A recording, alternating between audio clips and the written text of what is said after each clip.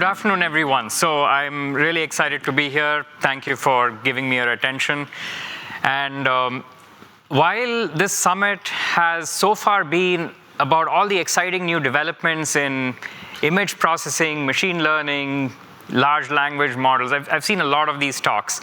This one sort of focuses the light on an unsung hero, which is the image, right? So all that makes sense if you have a good quality image to process, but how do you get there? And a lot of times we spend a lot of bandwidth on the processing side of things, where little things could actually make your life a lot easier if you had a small tweak to certain image acquisition techniques that you could apply in your vision system design. And this is what this talk is going to be talking about, yeah.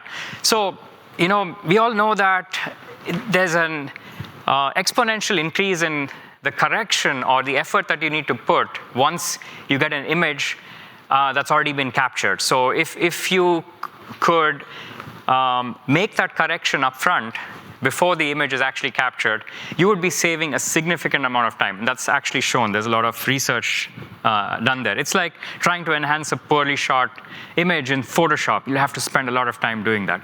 So what are some of these techniques that you could apply, right? So while this talk had a lot of elements that we were going to cover, in the interest of time, I thought I'll break it down into maybe two aspects. One, which is a very basic aspect about the lens and the role of the aperture.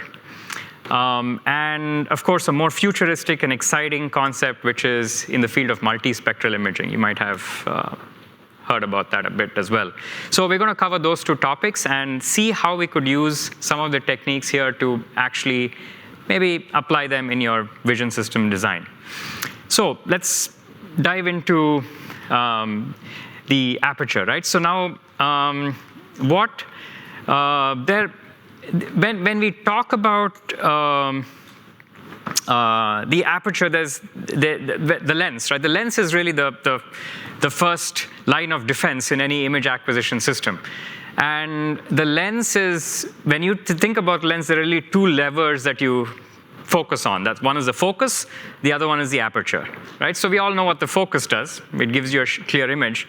But other than, the amount of light it controls, the aperture actually has a few other insights and parameters that it controls in the image, right? Let's talk about that. But before we do that, let's think about why this is an important aspect to